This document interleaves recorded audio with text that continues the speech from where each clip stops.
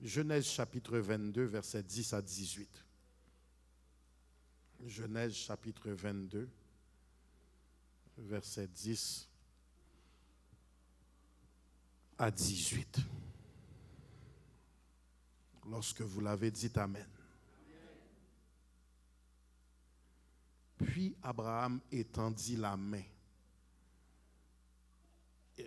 Laissez-moi prendre à partir du verset 7 pour mettre en contexte, s'il vous plaît. Alors Isaac, parlant à Abraham, son père, il dit, « Mon père. » Et il répondit, « Me voici, mon fils. » Isaac reprit, « Voici le feu et le bois, mais où est l'agneau pour l'holocauste? » Abraham répondit, « Mon fils, Dieu se pourvoira lui-même de l'agneau pour l'holocauste. » Et ils marchèrent tous deux ensemble. Lorsqu'ils furent arrivés au lieu où Dieu lui avait dit, Abraham y éleva un autel et rangea le bois. Il lia son fils Isaac et le mit sur l'autel par-dessus le bois. Il lia son fils Isaac et le mit sous l'autel, sur l'autel, par-dessus le bois. Puis Abraham étendit la main et prit le couteau pour égorger son fils. Alors l'ange de l'Éternel l'appela des cieux et dit, « Abraham, Abraham !» Et il répondit, « Me voici. » L'ange dit, « N'avance pas ta main sur l'enfant et ne lui fais rien, car je sais maintenant que tu crains Dieu et que tu n'as pas refusé ton fils, ton unique. » Je sais que tu crains Dieu et tu n'as pas refusé ton fils, ton unique. Abraham leva les yeux et vit derrière lui un bélier retenu dans un buisson par les cornes. Et Abraham alla prendre le bélier et l'offrit en holocauste à la place de son fils. Abraham donna à ce lieu le nom de Jéhovah-Jireh. C'est pourquoi l'on dit aujourd'hui à la montagne de l'Éternel, il sera pourvu. L'ange de l'Éternel appela une seconde fois Abraham des cieux et dit, « Je te le jure par moi-même, parole de l'Éternel. » Savez-vous pourquoi il a juré par lui-même? Il est tellement saint, tellement vrai, tellement vérité qu'il ne peut pas juger par quel que soit d'autre ou personne d'autre. Dans la vie, lorsqu'on essaye d'être convaincant, on dit que bon Dieu voit. Je le jure sur la tête de mon frère, je le jure sur la tête de... Il ne peut pas jurer par personne d'autre, il ne peut que jurer par lui-même parce que la vérité est une personne. Je le jure par moi-même, parole de l'Éternel, parce que tu as fait cela et que tu n'as pas refusé ton fils unique. Savez-vous ce que ça veut dire, je te le jure par moi-même, parole de l'Éternel? C'est-à-dire, Dieu te fait une promesse certaine. Dieu te fait une promesse irréversible. Je te bénirai et je multiplierai ta postérité comme les étoiles du ciel et comme le sable qui est sur le bord de la mer. Et ta postérité possédera la porte de ses ennemis. Toutes les nations de la terre seront bénies en ta postérité parce que tu as obéi à ma voix. J'aimerais que l'Église reprenne, s'il vous plaît, le verset 9. Fixez les écrans. Mettez le texte au complet sur les écrans, s'il vous plaît. Versets 9, 3 et 4.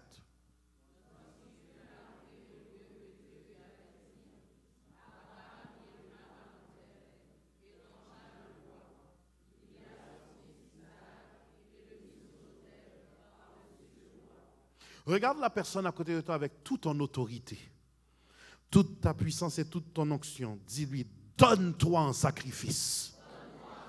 Trouve quelqu'un d'autre, dis-lui, donne-toi en sacrifice. Nous allons voyager lentement ce premier dimanche du mois dans la révélation. Avec l'aide de l'Esprit Saint, nous atterrirons avec énergie. Donne-toi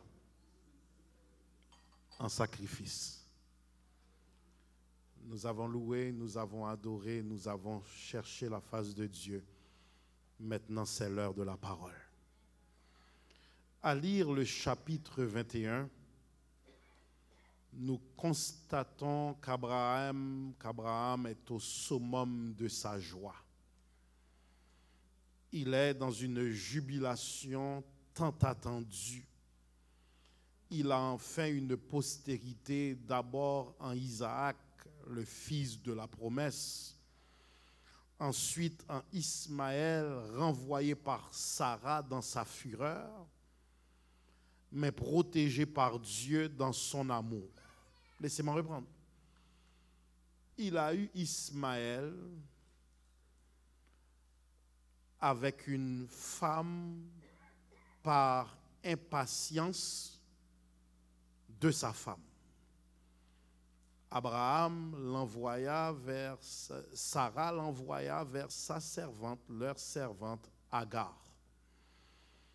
S'il y a une chose qui est importante, c'est lorsque Dieu vous fait une promesse, prenez autorité et refusez toute forme de plan B. Laissez-moi reprendre.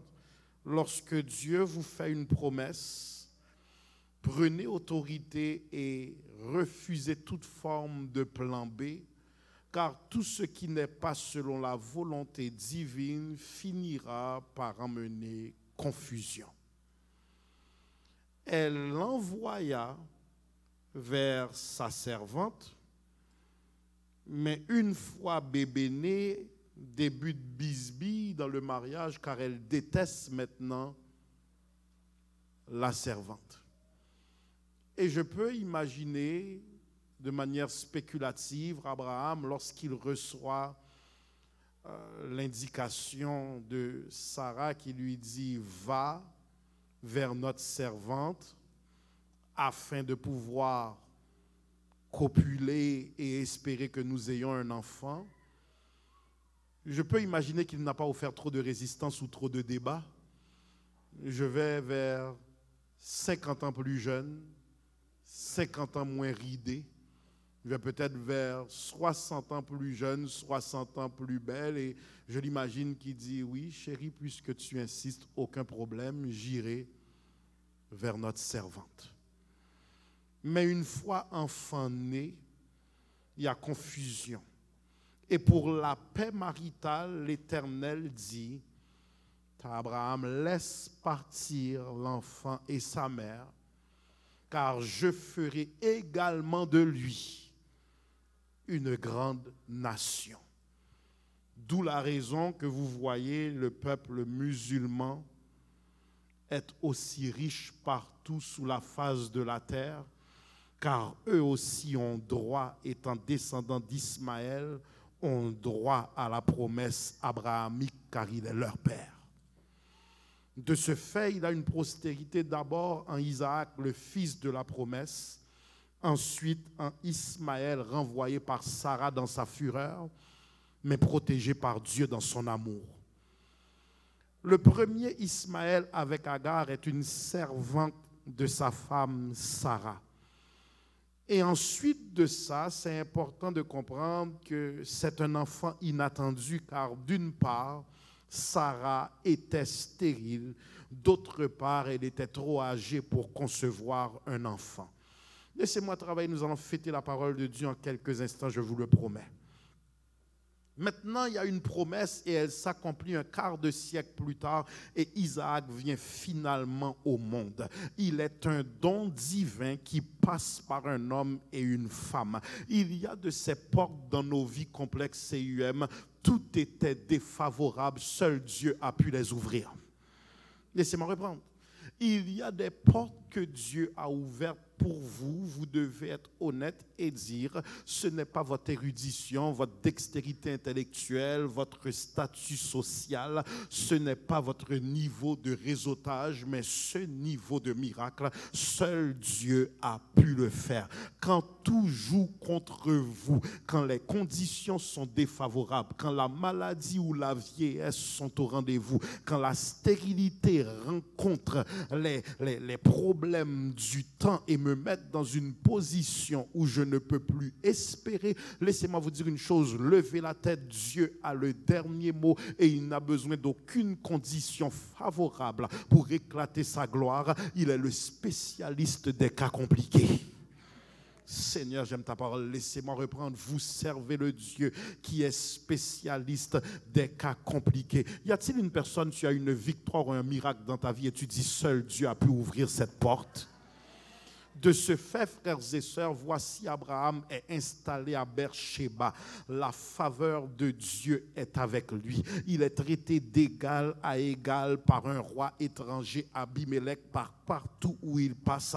La faveur de Dieu est son partage. Celui qui sera reconnu comme père d'une multitude a finalement toute bénédiction. Rien ne manque dans sa vie. Il a terre en énorme quantité. Il possède des terres. Il a des bénédictions sans mesure. Il a finalement une descendance. Il est un homme comblé. C'est le paroxysme de la paix et de la joie dans son mariage. N'avez-vous jamais connu une saison où tout va bien pour vous? Complexe CUM, facture payée, les enfants vont bien, le mariage va bien, promotion dans l'emploi, votre ministère excelle. Votre seule prière, c'est merci Seigneur, car ta faveur dans ma vie fait toute la différence. Mais le texte va dire que Abraham vit une joie, une paix parfaite. Il est comblé, mais le chapitre débute au verset 1er du chapitre 22 par après ces choses. Que toute l'Église déclare après ces choses.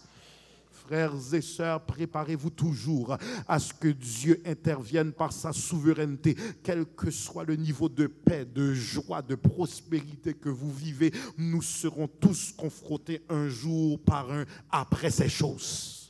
J'ai eu l'emploi, j'ai eu la maison, mais après ces choses. J'ai eu l'enfant, mais après ces choses. J'ai eu la guérison, mais après ces choses. J'ai eu ma résidence, mais après ces choses. Que l'Église déclare après ces choses.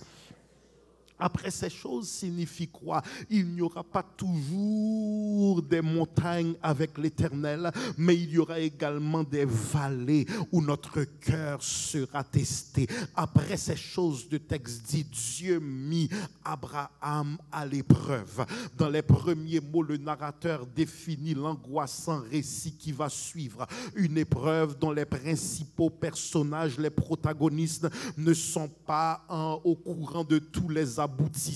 Ce n'est qu'à la fin qu'ils auront tous les détails de ce qui va se passer, à l'exception d'Isaac qui ne connaît toujours pas les détails du voyage. C'est un texte complexe CUM qui nous plonge dans un suspense insoutenable. Abraham d'emblée est disponible, pasteur Jean-Marie, comme au début de sa marche.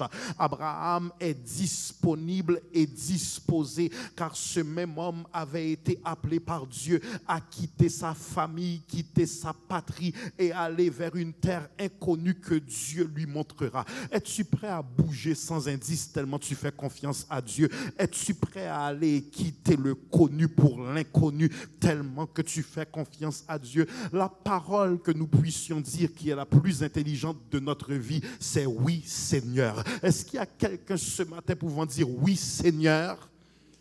De ce fait, frères et sœurs, c'est important de comprendre que le narrateur nous plonge dans un suspense sans pareil. Genèse 12, premier, c'est un homme qui était habitué à l'obéissance. Il avait reçu de Dieu, va-t'en de ton pays, de ta patrie et de la maison de ton père et va dans le pays que je te montrerai. Celui qui au début de sa marche avec Dieu avait dit, me voici, va-t-il rester esclave de la volonté divine lorsqu'il connaîtra les détails de cette nouvelle demande? Il y a des choses dans la vie complexe CUM que Dieu vous demandera. Vous direz, mais cette demande est scandaleuse. Cette demande est inexplicable. Cette demande tombe au mauvais moment. Seigneur, j'aime ta parole. La demande tombe, elle est inouïe, elle est terrifiante, elle est invraisemblable, elle est inexplicable. Va, prends ton fils. Il y a 3 impératifs que Dieu va lui donner. Prends ton fils, ton unique, va-t'en au pays de Morija, offre-le en sacrifice. Prends, va, offre. Prends, va, offre. Laissez-moi reprendre.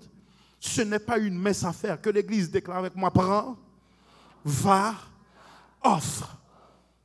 Ce n'est pas une mince affaire, frères et sœurs, car il s'agit du fils unique qu'il a tant attendu. Ismaël n'est pas dans le portrait pour le consoler. C'est une chose d'obéir à l'Éternel en tant qu'homme, mais que dira-t-il à Sarah qui n'espérait pas pousser un enfant? Elle l'a finalement poussé. L'Éternel dit, je veux cet enfant en sacrifice. Que faire lorsque l'Éternel me demande cette prière que j'ai tant attendue? Une fois qu'il a répondu, maintenant il dit, donne-moi. Que faire lorsque je m'attache à quelque chose qui pourrait m'être enlevé en un instant? Prends, va, offre. De ce fait, frères et sœurs, au matin du départ, les gestes d'Abraham sont précis. Il prend tout ce qu'il faut pour offrir un sacrifice à l'Éternel, mais c'est en dernier le cœur lourd qu'il fend le bois pour le sacrifice, pour l'holocauste, et il s'en va. Prends, va, offre. Je suis convaincu, frères et sœurs, qu'il devait y avoir un niveau de cogitation mentale qui agitait Abraham, un niveau de cogitation inexplicable dans ses pensées. Voilà, il va faire 3 jours de voyage, 80 000 kilomètres à parcourir. Il se questionne sur le raisonnement de Dieu. Laissez-moi dire ça en bon créole et je vais prêcher dans quelques instants. Est-ce qu'on n'a pas jamais recevoir de Dieu et on demande et puis vous dit pas comprendre logique li? N'avez-vous jamais reçu de Dieu une demande et vous dites, mais comment pourrais-je t'adorer après ça? Comment pourrais-je danser après ça? Après cette défaite, comment puis-je lever les mains? Après cette tristesse, comment puis-je continuer à prier? Après ce deuil, comment puis-je continuer à t'adorer? N'avez-vous jamais vécu une saison, oui, vous aimez l'Éternel, mais vous dites, j'aurais aimé m'asseoir avec toi face à face pour te poser des questions, pour comprendre ta logique, car cette saison que je vis, je ne la comprends pas, mais j'ai simplement appris à me soumettre à sa souveraineté. Frères et sœurs, c'est important pour nous de comprendre, frères et sœurs, qu'il se prépare pour 80 kilomètres et il se questionne sur le raisonnement de Dieu. Et il marche. Le moment décisif approche, mais il est résolu à obéir à Dieu. Regarde la personne à côté de lui, dit, obéis sans comprendre. Abraham maintenant sépare le groupe en deux, l'âne et les jeunes accompagnateurs d'un côté, l'âne et les jeunes accompagnateurs d'un côté, Abraham et le jeune Isaac qui est âgé de 20 ans de l'autre côté. Il sépare le groupe en deux. Il y a une dimension d'obéissance que tu t'apprêtes à offrir à Dieu. Tous ne peuvent pas aller avec toi. Il y a une dimension de sacrifice que tu t'apprêtes à obéir.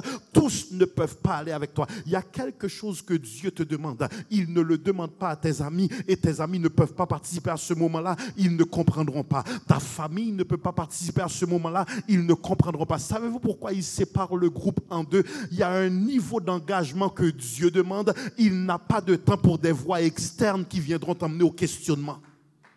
Seigneur, j'aime ta parole. Il y a quelque chose que Dieu te demande. Le religieux ne pourra pas le comprendre. Ça prend une profondeur de relation. Laissez-moi reprendre. Tu vas réellement faire ça. Tu rentres réellement dans un 21 jours de jeûne. Tu vas réellement donner plus que ta dîme, plus que tes offrandes. Tu vas réellement arrêter d'écouter de la musique mondaine. Tu vas réellement arrêter la fornication. Il y a quelque chose que Dieu te demande comme engagement. Ton entourage ne peut pas comprendre et il sépare le groupe. Et voilà le moment fatidique, frères et sœurs. Un moment qu'Abraham approche avec une obéissance difficile à égaler. 3 personnages sont actifs. Que l'Église dise 3 personnages.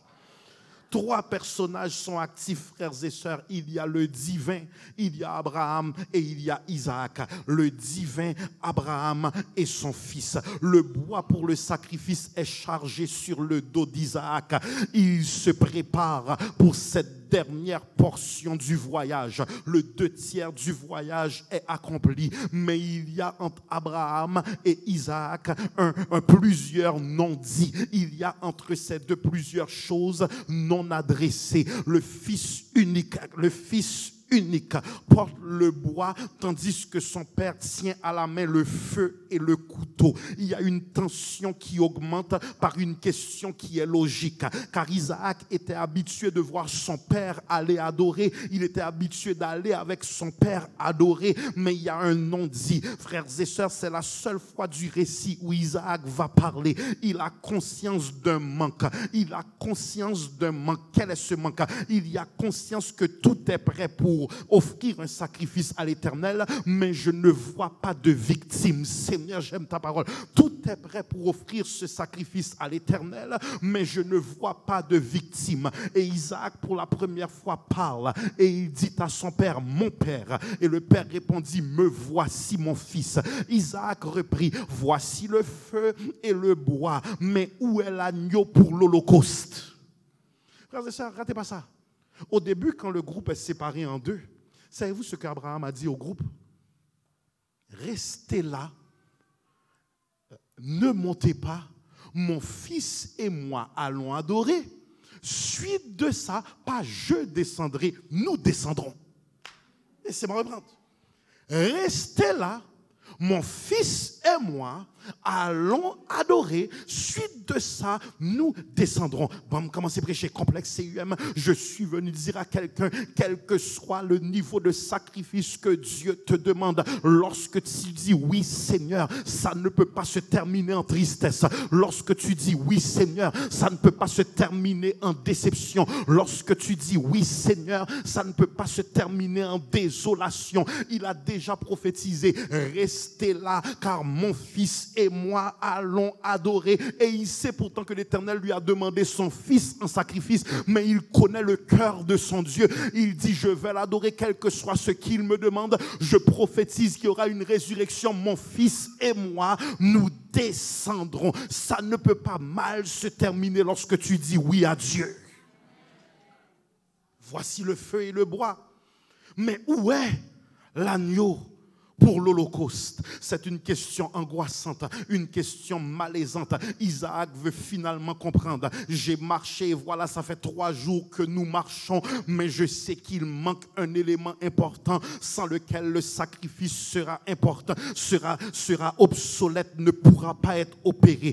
Que va répondre Abraham? Dira-t-il, Isaac, la victime c'est toi? Non, il répondit, Abraham, mon fils. Il répondit, mon fils, Dieu se pourvoira lui-même de l'agneau pour l'Holocauste, et ils marchèrent tous deux ensemble. Dieu se pourvoira lui-même de l'agneau pour l'Holocauste, et ils marchaient tous deux ensemble. Une réponse qui n'a rien de rassurant, mais qui réussit à provoquer un calme momentanément. Laissez-moi reprendre. C'est pas une réponse rassurante, mais c'est une réponse prophétique. Frères et sœurs, une réponse qui déclare que ça ne peut pas se terminer mal, car je vais adorer. Avant que j'aille plus loin, frères et sœurs, j'aimerais qu'on remarque qu'il y a une christologie frappante dans ce texte. Il y a un parallélisme important entre la personne de Isaac et celle de notre Seigneur Jésus le Christ.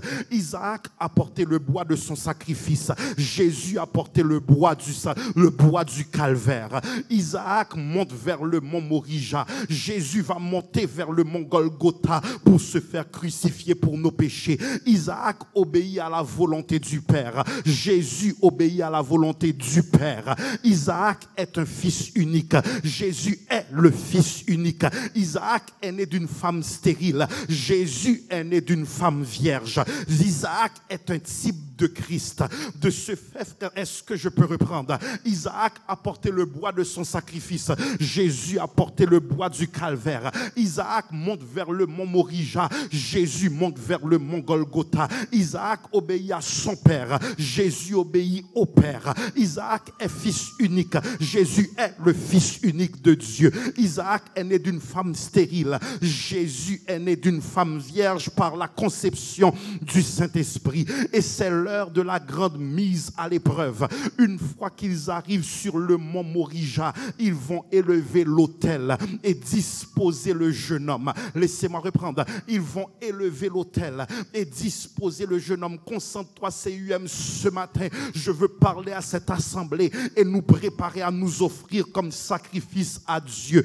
Dans la langue hébraïque, le mot que nous traduisons par autel signifie objet sur lequel on sacrifie. Ce qui a une définition, frères et sœurs, qui est une définition de endroit où on se donne. L'autel est une place de sacrifice où Dieu nous invite à la consécration de nos vies. L'autel, frères et sœurs, c'est le lieu où le surnaturel établit un lien avec le spirituel. Laissez-moi reprendre. C'est le lieu où le surnaturel établit un lien avec le spirituel. A-U-T-E-L. C'est un lieu d'invocation, un lieu de frontière spirituelle où la chair se connecte avec le monde spirituel. C'est un point de rencontre entre le surnaturel et Dieu. C'est le lieu de sacrifice. C'est un lieu de mise à mort spirituelle. Le calvaire à Golgotha est le plus grand autel de l'histoire de l'humanité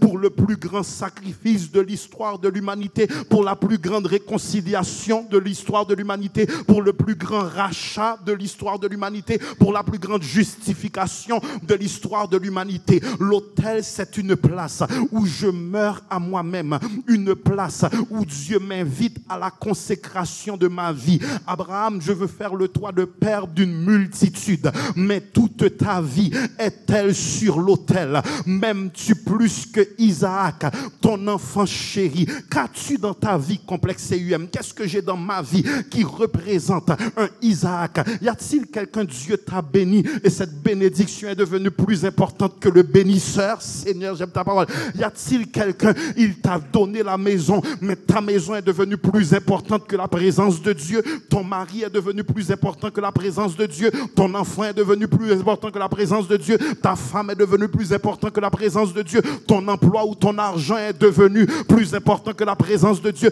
Qu'est-ce qui représente un Isaac dans ta vie? Quel est ce domaine où l'Éternel est Seigneur de tout sauf ça? Seigneur de tout sauf ma relation, Seigneur de tout sauf mon emploi, Seigneur de tout sauf ma manière de concevoir les choses.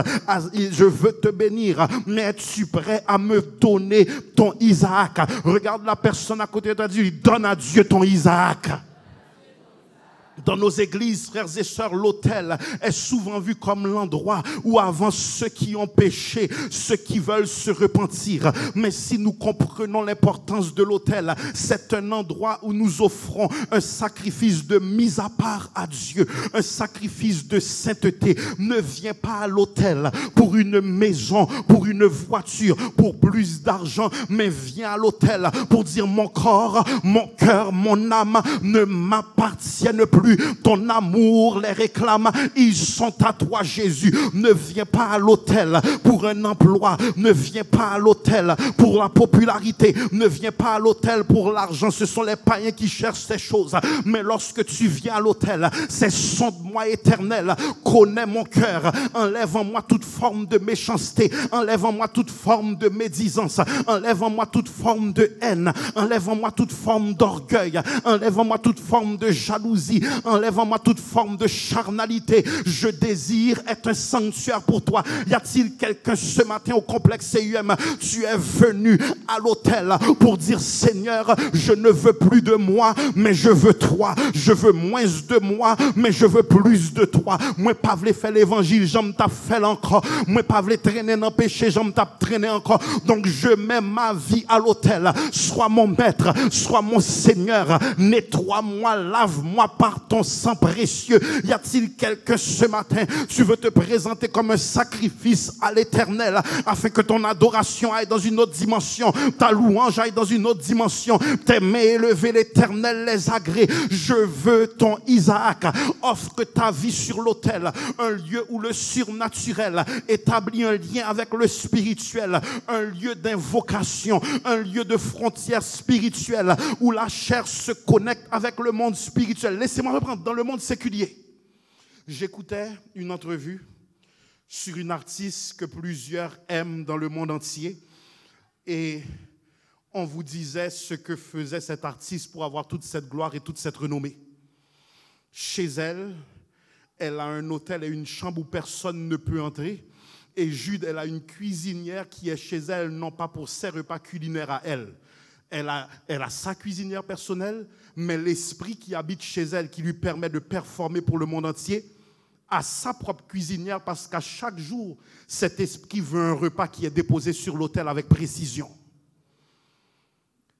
Il y a différentes villes dans le monde entier où à différents points de la ville, il y a des autels pour ceux qui veulent offrir des sacrifices aux dieux qui dominent cette ville. Je vous donne un exemple.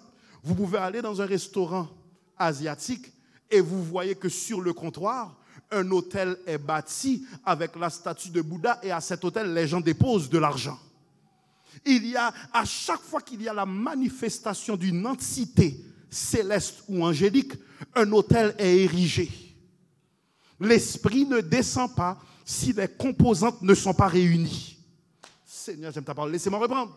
L'esprit ne descend pas si les composantes ne sont pas réunies. Les lois dans le vaudou ne descendent pas si les exigences de leur présence ne sont pas rencontrées. À l'autel du Seigneur, complexe CUM, ce qui est exigé, ce n'est pas l'argent. Ce qui est exigé, ce n'est pas un repas. Ce qui est exigé, ce n'est pas un parfum. Ce qui est exigé, ce n'est pas un café. Ce qui est exigé, ce n'est pas du thé. Ce n'est pas un plat culinaire. À l'autel du Seigneur, ce qui est exigé, c'est autrefois vous étiez ténèbres, maintenant vous êtes lumière. Marchez comme des enfants de lumière. À l'autel du Seigneur, ce qui est exigé, c'est heureux l'homme qui ne marche pas selon le conseil des méchants, qui ne s'arrête pas sur la voie des pécheurs, mais qui trouve son plaisir dans la loi de l'Éternel et qui la médite jour et nuit. À l'autel, ce qui est exigé, c'est autrefois vous étiez ténèbres, maintenant vous êtes lumière. Marchez comme des enfants de lumière. Si vous êtes le sel de la terre, si le sel perd sa saveur, avec quoi la lui rendra-t-on? Dieu dit, je suis prêt à manifester ma gloire, mais ce que je veux de toi, BC, ce que je veux de toi, CUM, c'est la sainteté sans laquelle nul ne verra le Seigneur. À l'autel du Seigneur, il nous invite à venir briser, et c'est ça le problème. Certaines fois, nous adorons, mais ça ne monte pas, car nous n'avons pas crucifié l'orgueil à l'autel, nous n'avons pas crucifié la jalousie à l'autel, nous n'avons pas crucifié la médisance à l'autel, nous n'avons pas crucifié la cupidité à l'autel, nous n'avons pas crucifié la charnalité à l'autel. Ce matin, ce que Dieu dit, je suis prêt à éclater ma gloire, mais à l'autel, je te veux comme sacrifice. Laissez-moi approcher. Je ne veux pas être long ce matin. C'est la rencontre du surnaturel et du naturel. L'autel, c'est un lieu où les prières sont faites avec une dépendance totale. L'autel, c'est un lieu où le parfum qui monte aux narines du Seigneur, c'est une vie sanctifiée, une vie qui glorifie le Seigneur.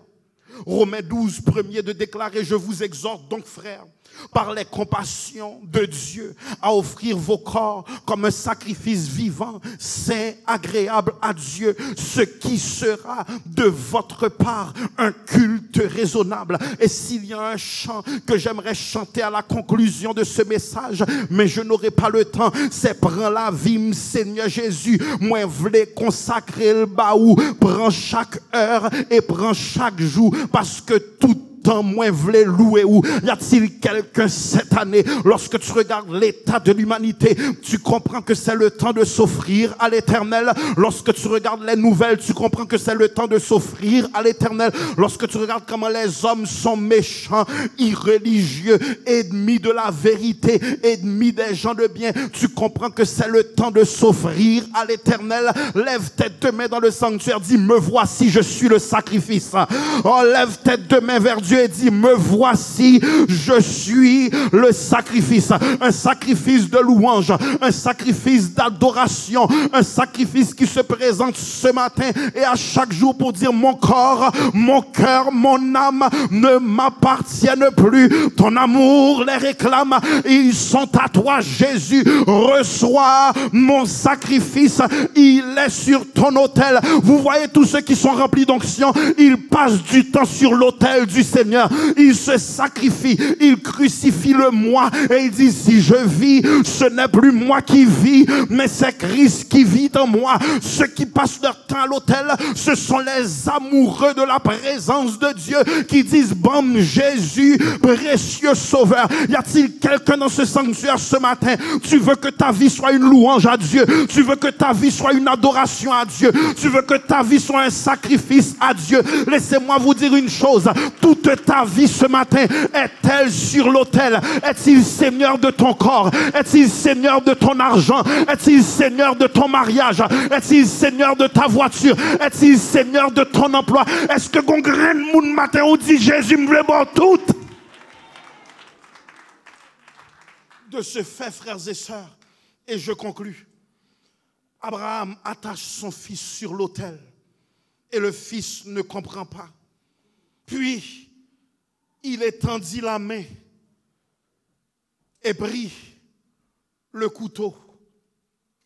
Il étendit la main, regarda son fils, l'unique, ce fils qu'il n'attendait plus, ce fils qui a fait de la femme stérile une mère finalement, et il regarde ce jeune enfant et il se prépare à le sacrifier. Quelqu'un dit 20 ans, c'est pas si jeune, mais à l'époque 20 ans c'était jeune, les hommes vivaient beaucoup plus longtemps. Il regarde son enfant et s'apprête à le sacrifier.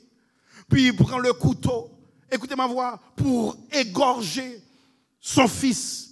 Mais après, l'ange de l'Éternel l'appela des cieux et dit, Abraham, Abraham. Et il répondit, me voici. L'ange dit, n'avance pas ta main sur l'enfant. Retiens ton geste. Ne le touche pas. Car je sais maintenant que tu crains Dieu et que tu ne m'as pas refusé ton fils, ton unique. Je suis venu dire à quelqu'un, si tu présentes à Dieu ton Isaac, prépare-toi pour des bénédictions que tu ne pourras pas compter. Si tu présentes à Dieu ton Isaac, prépare-toi pour des promotions que tu ne t'attendais pas. Si tu présentes à Dieu ton Isaac, prépare-toi à signer des contrats que tu ne pensais pas. Prépare-toi à acheter une maison que tu ne pensais pas. Prépare-toi pour une restauration que tu ne pensais pas. Mais si Dieu trouve ton Isaac, toi tu trouves sa réserve et ses trésors. Frères et sœurs, que retiens-tu par amour qui retient la vraie bénédiction? Seigneur, j'aime ta parole. Que retiens-tu par amour qui retient le vrai miracle, la vraie promotion? Vous imaginez un riche qui vous dit, donne-moi ta civique. J'ai rien contre la civique, écrivez-moi pas. Écrivez-moi pas. J'ai rien, c'est un exemple. Ok, laissez-moi prendre un autre exemple. Imaginez un riche qui vous dit, donne-moi ta tercelle. J'ai rien contre la tercelle. C'est juste un... Imaginez un riche qui vous dit, donne-moi ta tercelle.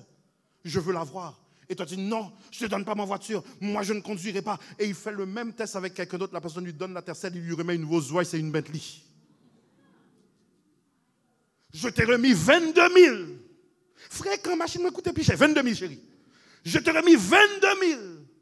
Et il te remet 500 000. Que retiens-tu alors que ce que tu as dans tes mains, c'est juste l'ombrage de la vraie chose à venir?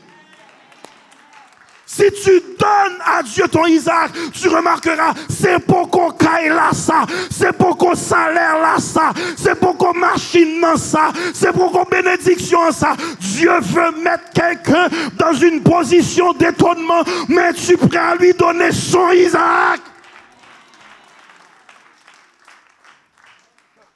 Laissez-moi reprendre, frères et sœurs. L'ange l'appela du haut des cieux et dit, Abraham, Abraham. Il répondit, me voici, n'avance pas ta main sur l'enfant et ne lui fais rien, car je sais maintenant que tu crains Dieu et que tu n'as pas refusé ton fils, ton unique. Abraham se leva les yeux et vit derrière lui un bélier. Écoutez ma voix. Comment se fait-il, pasteur Axéus, que l'aile montait sous montagne là, il n'y a pas de jambes ou rien, mais là, il réussit l'examen de l'obéissance qu'on a dit ou un bélier retenu par des cornes? Serait-ce possible que vous marchiez à côté de la bénédiction à chaque jour, mais vous ne pouvez pas la voir parce que l'examen de test n'a pas encore été effectué? Nous avons passé toute notre vie sur la 8e avenue, devant le complexe CUM. Nous avons passé toute la vie devant ce bâtiment et on savait aller au Cantor sans savoir qu'on achetait du pain entre les mains du propriétaire du bâtiment qui nous appartiendra comme propriétaire. Et on n'a jamais vu ces bâtiments. Pourtant, c'était les bâtiments de notre destinée. C'est possible ce matin, pendant qu'on fait fréquent, on n'a pas qu'à parler à voisin. C'est lui le mari que l'Éternel a choisi pour toi. Mais tu ne peux pas encore le voir parce que le test de tête graine ça. Oui, lui-même. Tu ne peux pas le voir. Parce qu'une fois que tu réussis l'examen de l'obéissance, tu vas voir que tu cohabitais avec la bénédiction, mais ce n'était pas la saison du dévoilement. Je suis venu dire à quelqu'un, réussis l'examen de l'obéissance et tu verras que le bélier est déjà là. Moi, je viens dire au monde matin, ou pas besoin de perdre du tête, ou Kaila guettant là, machine nan guettant là, job là guettant là, résidence là guettant là. J'ai besoin d'une acclamation. Laissez-moi mettre une pause dans ce message. Moi, besoin d'acclamation de bagaille. La guette réglé. Bagaille la guette réglé. Problème résidence la guette réglé. Maladie la guette réglé. Mariage la guette réglé. Stérilité la guette. Lève-toi de me dire c'est déjà là.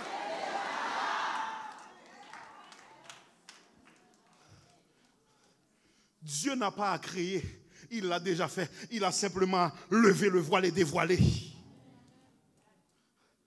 Le bélier n'a pas apparu.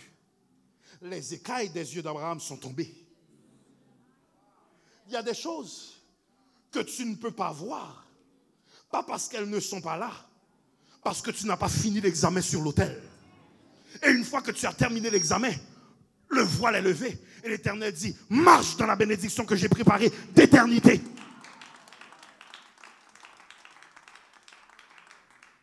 C'était jamais à Isaac d'être sacrifié. Donc, savez-vous ce que Isaac représente? Rate pas ça, Roxane. Savez-vous ce que Isaac représente? Isaac représente toi et moi. Le bélier représente Jésus qui prendra notre place. Je devais mourir.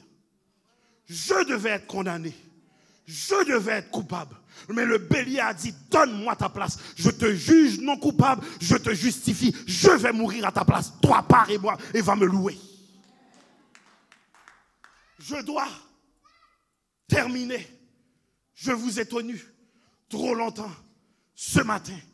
Mais je suis venu dire à quelqu'un, alors qu'il fait, dans ton imagination, 12h30, ton obéissance va débloquer ta délivrance. Regarde la personne à côté de toi, dis-lui, quel que soit ce qui est bloqué dans ta vie, quel que soit ce que l'ennemi retient, tout peut s'arranger par une phrase. Dis à la personne la phrase, oui Seigneur, me voici. Oui Seigneur, me voici. Je suis venu dire à quelqu'un, tandis que tu dis oui Seigneur, la maladie doit reculer. Tandis que tu dis oui Seigneur, la pauvreté doit reculer. Tandis que tu dis oui Seigneur, la tristesse doit reculer. Tandis que tu dis oui Seigneur, la dépression doit reculer. Tandis que tu dis oui Seigneur, la pauvreté doit reculer. Bon après-midi complexe CUM, j'étais content de vous voir, mais je suis venu déclarer à quelqu'un une seconde fois, l'Éternel a dit Abraham, Abraham, la première fois fois qu'il l'a dit, c'était ne porte pas la main sur l'enfant. Mais la deuxième fois, c'est hey, ne pars pas trop vite. Je veux te bénir. Tape la personne à côté de lui, hey, ne pars pas trop vite. Dieu veut te bénir encore. Parce que tu as réussi l'examen à l'hôtel, moi déclaré sous grâce, abondance sous abondance, l'argent sous l'argent, bénédiction sous bénédiction, promotion sous promotion. Ne pars pas trop.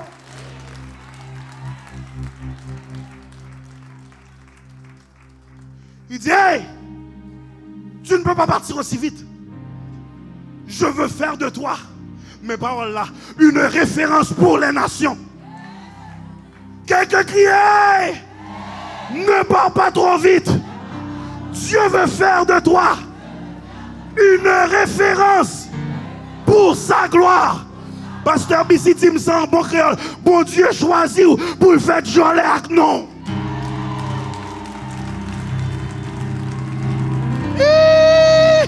Moi dis bon Dieu choisi pour taper Colette pour dire où est Aramus, c'est moi bon Dieu là, où est Caleb, c'est moi bon Dieu là, où est Jimmy, c'est moi bon Dieu là, où est Kenan, c'est ah!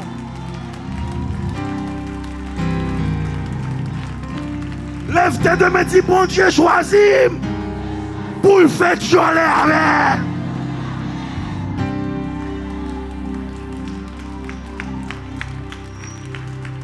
Seigneur, j'aime ta parole. La deuxième fois qu'il l'appelle, c'est tellement spectaculaire. Parce qu'il dit, je veux te bénir. Mais maintenant, il va lui dire, je vais te donner un test. Si tu es capable, je vais te faire calculer ta bénédiction. Dis-lui, ce matin, calcule ta bénédiction. Touche quelqu'un, dis-lui, ce matin, tu as le privilège de calculer ta bénédiction. Mais dis, attention, ça prendra du temps. Il dit, si tu peux, Lounia, calculer tout le sable qui est au bord de la mer, ainsi en sera-t-il de ta bénédiction. Il ou d'huile ta tête et ta coupe. Où est tout ça, oui, Seigneur, qu'a débloqué? Moi dis, est-ce que ouais, tout ça me voici qu'a débloqué? Mais il va dans une autre dimension. Où elle me descend, c'est parce que je finis. Si je me là, je prêcher pirate, je finis, je descends. Tu sais une autre chose qu'il dit, ça clair, qui est impressionnante dans le texte? Je te donnerai la porte de tes ennemis. Menti, on va comprendre. Il y a quelqu'un qui réchauffe ta maison. Il y a quelqu'un qui s'assoit sur ton fauteuil dans ton emploi. Il y a quelqu'un qui conduit ta limousine. Il y a quelqu'un qui gère ton restaurant. À l'instant, tu diras, me voici. J'entends le ciel qui dit, prépare-toi à aller chez le notaire, car c'est l'heure du transfert. Vous venez prêcher, oui. Mais tout ça a été débloqué comment? Sa vie.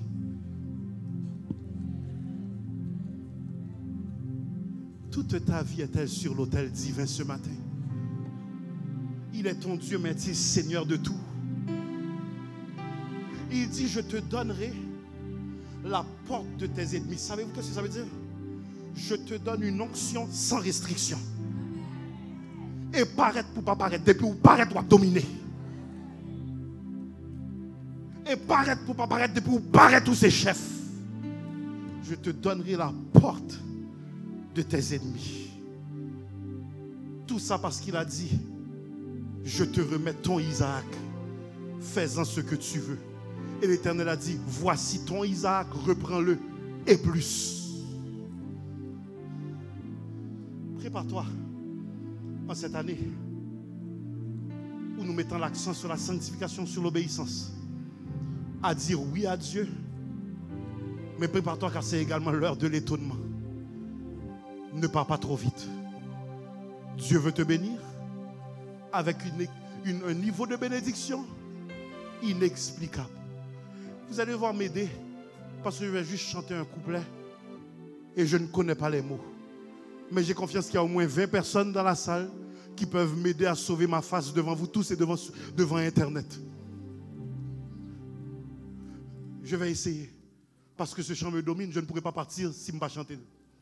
Prends la vie, Seigneur Jésus. Amen. Moi, v'lais consacrer.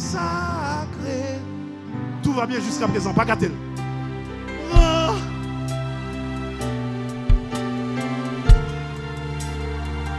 Tout temps.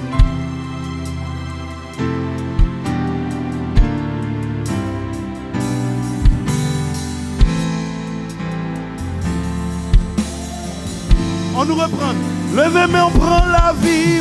Prends la vie, Seigneur. Pas tant que monde qui t'a jamais dit ça, moi, v'lais.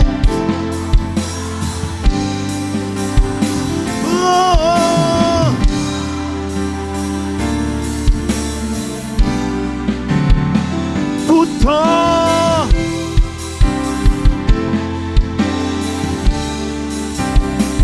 Amen. Tout temps. On va le dire une dernière fois. Lève-toi comme ce sacrifice ce matin. Lève tes mains. Prends la vie. Prends la vie, Seigneur. Moi v'lais.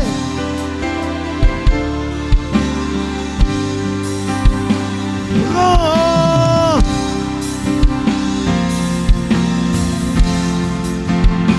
Tout temps.